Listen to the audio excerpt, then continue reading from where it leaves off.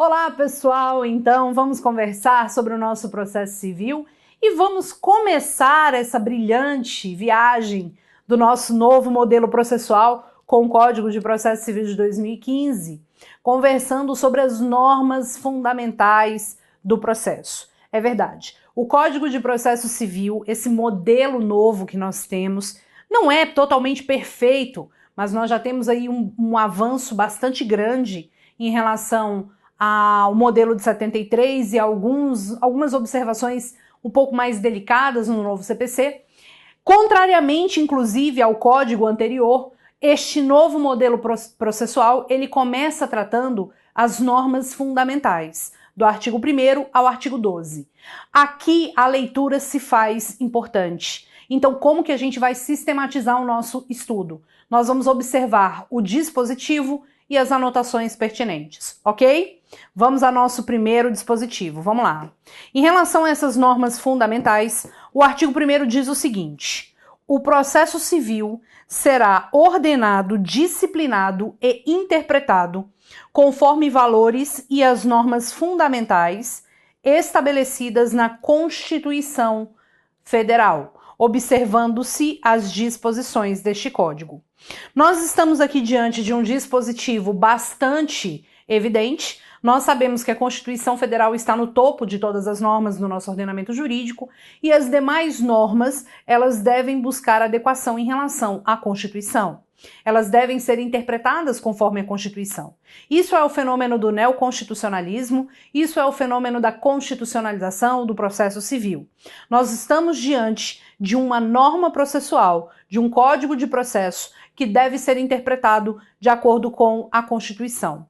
Então, esse primeiro artigo, ele tem todo um caráter propedêutico. Ele, na verdade, não tem um caráter processual em si, mas é uma norma que veio inaugurando o nosso processo civil para deixar mais claro do que nunca que que o Código está evidentemente observado em relação à Constituição Federal. Vamos anotar alguns pontos, algumas palavras bem importantes para vocês. Olha só. Então, deixa eu pegar aqui o azulzinho. Em relação ao artigo 1º, nós vamos observar aí que o Código de Processo Civil ele vai ser interpretado de acordo com a Constituição Federal. Então, nós vamos ter aí a observância dos princípios das garantias processuais, como o devido processo legal, inafastabilidade do controle jurisdicional, contraditório, isonomia, juiz natural, etc. Então, a gente parte do primeiro momento relacionado aos princípios constitucionais, ok? Princípios constitucionais serão observados dentro do processo civil. Esse dispositivo, ele tem aí um caráter extremamente, vamos colocar aqui, ó, caráter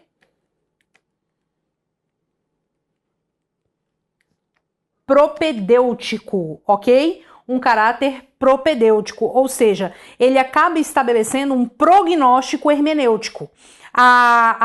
O processo, em sua dinâmica, em seu procedimento, em seu desenvolvimento, ele deve respeitar inicialmente, primariamente, a nossa Constituição Federal, ok?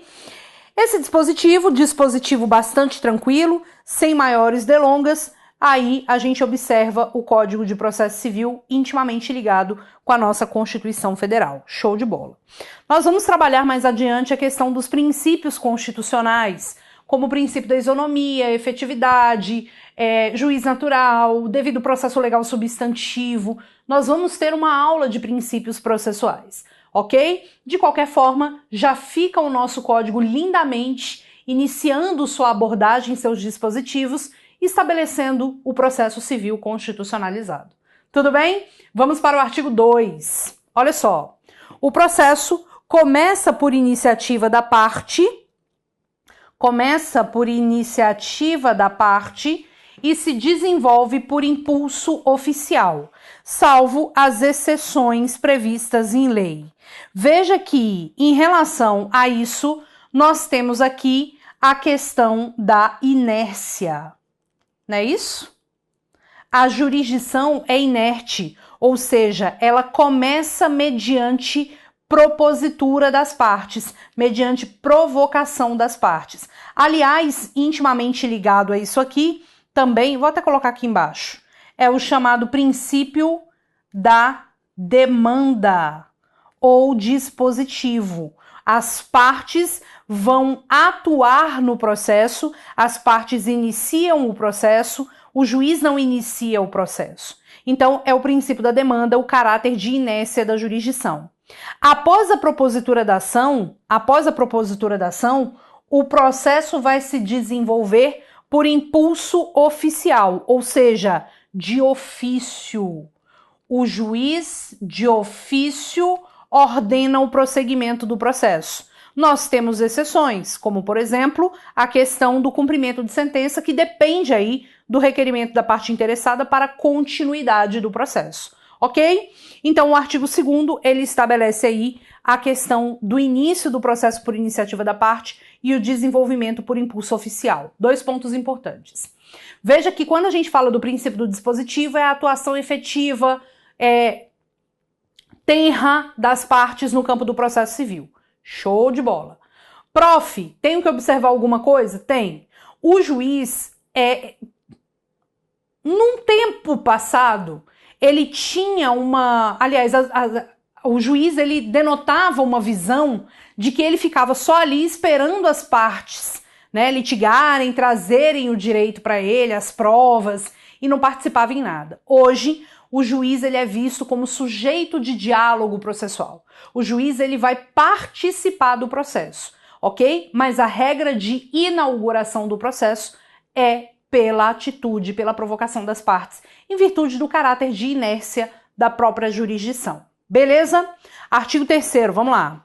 O artigo 3º diz o seguinte: não se excluirá da apreciação jurisdicional ameaça ou lesão a direito. Pessoal, aqui nós temos um princípio já elencado, né, na nossa norma constitucional, que é o princípio da inafastabilidade do controle jurisdicional. Vou colocar aqui, ó. Princípio da inafastabilidade do controle jurisdicional. Na verdade, você vai observar que esse caput que nós acabamos de ler não se excluirá da apreciação jurisdicional ameaça ou lesão a direito, vem aí como um dispositivo repetido da norma constitucional. Basicamente, no artigo 5º, inciso 35 da nossa norma constitucional, o princípio da inafastabilidade do controle jurisdicional. Nem o legislador, nem o administrador, nem o órgão jurisdicional tem o direito de afastar qualquer causa da apreciação do poder judiciário, ok? Então aqui a gente vai observar o cuidado com esse princípio. O legislador não pode editar normas que inibam o acesso ao judiciário, o próprio órgão julgador não pode criar empecilhos para poder julgar e o administrador também não. Veja então que o juiz, ele vai ter que julgar. Se ocorre uma ameaça de lesão a direito ou lesão efetiva a determinado direito, o juiz vai ter que julgar. Essa é a verdade. O juiz vai ter que julgar. Só que aqui a gente tem um ponto bem importante. Roberta, o juiz, ele tá ali para aplicar o direito material no caso concreto. E se eu não tiver lei para um determinado caso, o juiz vai ter que julgar? Sim. O juiz vai ter que julgar mesmo que não tenha lei para aquele caso concreto. Veja que neste ponto nós vamos aplicar a Lei de Introdução às Normas do Direito Brasileiro, que estabelece, né, a nossa LINDB, que estabelece os métodos de integração da norma. Isso quer dizer que se o juiz não tiver uma lei para embasar o julgamento, ele deve utilizar os métodos de integração. Quais são os métodos? Analogia, costumes e princípios gerais de direito, ok? Volta lá no material. É permitida a arbitragem na forma da lei.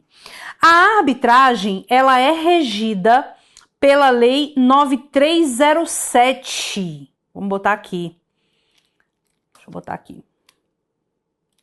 A arbitragem é regida pela Lei 9307 de 96. Você sabe que é possível ser direcionado aí, ter direcionado a solução dos conflitos no ponto da arbitragem. A arbitragem é uma solução fora do judiciário dos conflitos.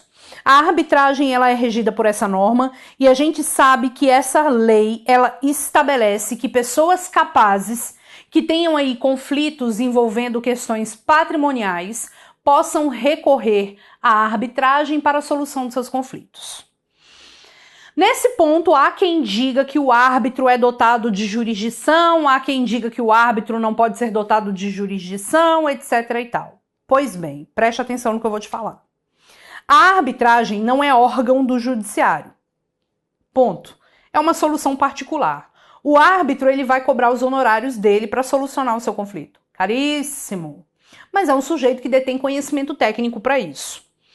E alguns pontos importantes. Roberta, como que eu instituo a arbitragem? Você pode instituir a arbitragem de duas formas. Ou por cláusula compromissória ou por compromisso arbitral. Como assim, prof? Imagina você que eu faço um contrato com você, sei lá, um contrato de arrendamento. Eu celebrei um contrato de arrendamento com você. E a gente colocou uma cláusula nesse contrato dizendo assim: eventual conflito relacionado a este contrato deverá ser solucionado no campo da arbitragem. Ponto. Isso é uma cláusula compromissória. A cláusula compromissória ela é verificada dentro de um pacto principal, antes mesmo e sem nem saber se o litígio vai acontecer. Já o compromisso arbitral, ele é um contrato anexo, né? E ele é feito quando o litígio já está estabelecido. Então imagina que eu tenho um conflito com você e a gente quer instaurar a arbitragem.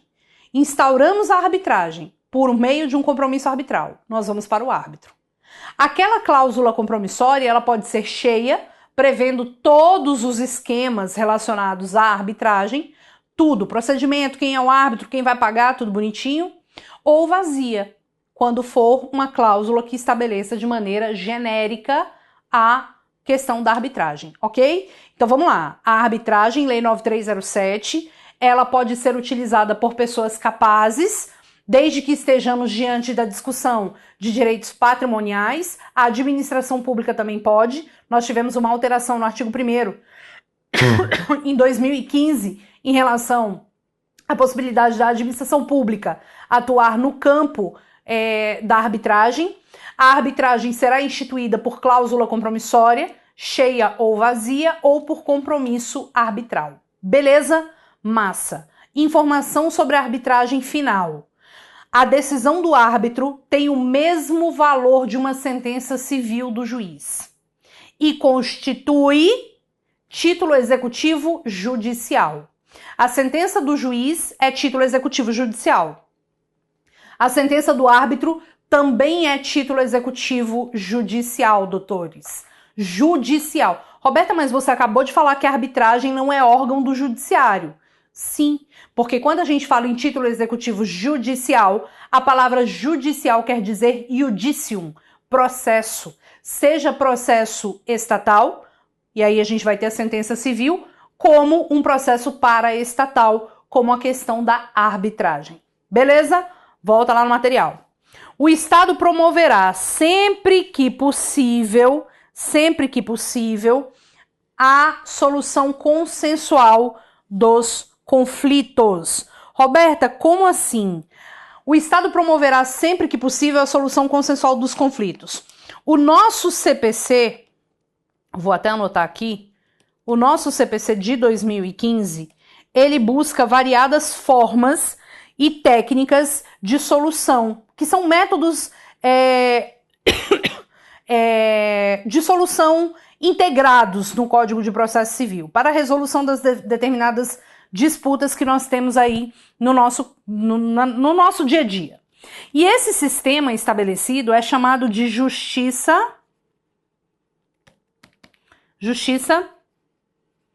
multiportas. justiça multiportas ou modelo multiporta de justiça. Né? Nós temos diversas técnicas como negociação, mediação, conciliação, arbitragem, e são métodos que são integrados do próprio Código de Processo Civil. O Código de Processo Civil ele deve estimular a autocomposição e as formas consensuais de resolução dos conflitos por essas técnicas variadas, né? Como, por exemplo, a questão da conciliação e da mediação. Inclusive, a mediação também é prevista em lei específica. Nós temos aí a Lei da Mediação, e que prevê a possibilidade de realização de uso de técnicas específicas de mediação. O próprio Código, desculpa, eu tô com a garganta péssima, mas o próprio Código de Processo Civil, no artigo 334, estabelece a ordem de marcação de audiência de conciliação ou mediação por parte do magistrado. Roberta, qual a diferença entre conciliação e mediação? A conciliação é utilizada geralmente para situações em que as partes em litígio não tenham um contato prévio anterior. Contato prévio anterior ficou horrível. Um contato prévio. Por exemplo, uma batida de carro, uma questão contratual. O conciliador propõe técnicas de acordo, propõe acordos, conciliações. Já a mediação é utilizada como uma técnica não para obtenção do acordo. O acordo, ele é uma consequência da mediação, mas a mediação em si, o objetivo é restaurar a comunicação, o diálogo. Geralmente utilizado, então, quando as pessoas já têm contato prévio anterior, como, por exemplo, questões de família, que o contato, a conversa já vem tão desgastada, né, nas relações familiares. Então a gente tem aí o Estado promovendo sempre que possível, no início, no meio, no final do processo, sempre que possível, e sempre que as partes desejarem. Volta lá. Parágrafo 3º. A conciliação, a mediação e outros métodos de solução consensual de conflitos deverão ser estimulados por juízes, advogados, defensores públicos, membros do Ministério Público, inclusive no curso do processo, ok? Então fica aí a ideia. Ao longo do processo, ao longo do estudo do processo, nós vamos estabelecer aí regras relacionadas a essa conciliação e mediação, quando é que vai acontecer, ok? Mas a ideia é esse sistema multiportas de justiça, a possibilidade de solução consensual dos conflitos. Perfeito, artigo 3º, show de bola. O artigo 4º, ele é um artigo lindo, maravilhoso, porque o artigo 4º, ele nos dá a ideia de dois princípios. Observe o seguinte, ele diz, vou até grifar, as partes têm direito de obter, em prazo razoável, a solução integral do mérito. Primeira ideia que eu vou te dar. No processo civil... Opa, mudou sozinho aqui. Primeira ideia que eu vou te dar. No processo civil, quando você fala mérito, pedido e objeto... Deixa eu mudar isso aqui. Mérito, pedido e objeto, você está falando exatamente da mesma coisa. Então, quando eu falo, vou botar aqui assim, mérito, pedido e objeto, eu estou falando da mesma coisa. Exatamente a mesma coisa. Roberta, como assim a mesma coisa? Se eu te perguntar qual é o mérito da demanda, eu estou te perguntando qual é o pedido. Qual é o objeto da demanda? Qual é o pedido? Então, olha só, as partes têm o direito de obter em prazo razoável a solução integral do mérito. Esse artigo, ele nos traz o princípio da razoável duração do processo, lógico, da razoável duração do processo, princípio da razoável duração do processo, que inclusive está no próprio artigo 5º da Constituição Federal. O princípio da razoável duração do processo, ele deve ser composto pelo princípio da efetividade também. Vou até colocar aqui, ó.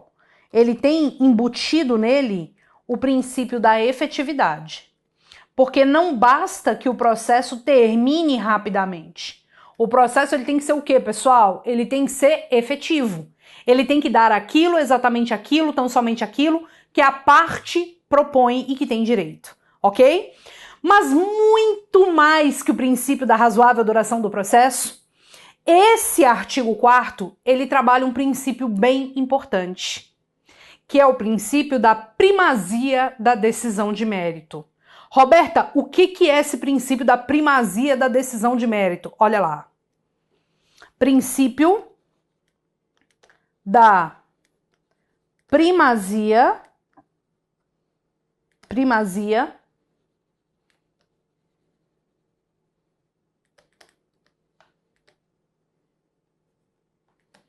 da decisão de mérito.